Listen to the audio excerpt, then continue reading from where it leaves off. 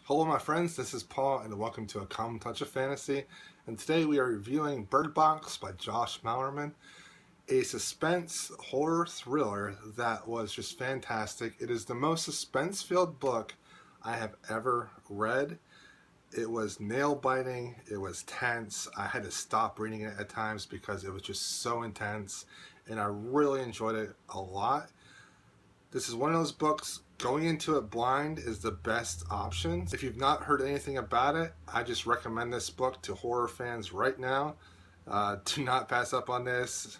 Don't watch the rest of the review. Go ahead and go buy it and read it and just enjoy it. It was so good. For everyone else that wants to listen to the review, go ahead and keep watching. So imagine everyone around the world is going insane. They are killing each other and they are also hurting themselves.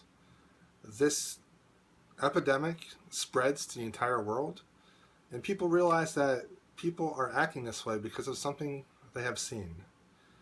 They saw something that is causing them to hurt other people and to hurt themselves. When just looking outside, just going outside, has a chance for you to go insane and hurt other people and hurt yourself, imagine the things you would have to do.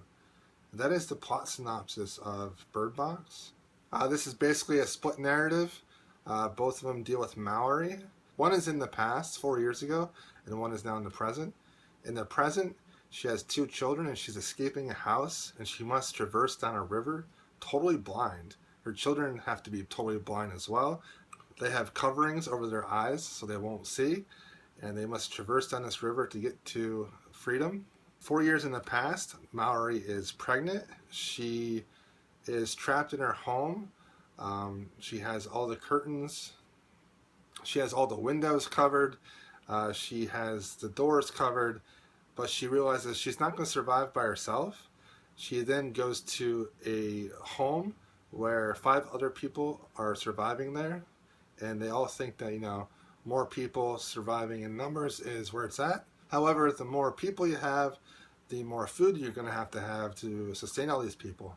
So they have to go out of the house and try to find food. But when they go out and try to find things they need, they have to cover their eyes completely.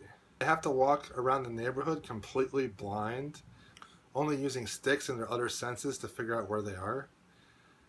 Even in the house, if someone opens the door, everyone has to close their eyes to make sure that nothing else came in the house with the person they let in the door.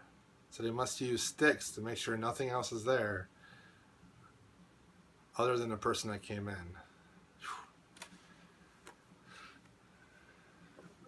This book is so scary. I loved it so much.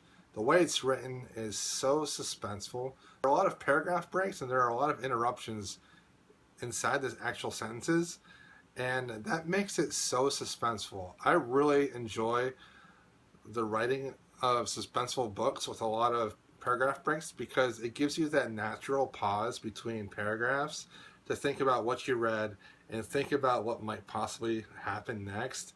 And just that little bit of a pause just makes the suspense that much intense. And I just absolutely love it, and that happens a lot in this book.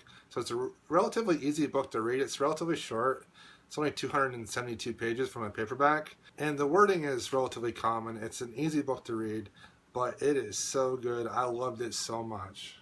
Inside all of us, there is a small fear of the dark, and in this book, that really is the center of the entire book, the fear of dark, the fear of not being able to see, to know if something is right next to you or something is happening around you, but not knowing what is happening, to hear a noise and not know if it's just a normal noise or if it's something actually there.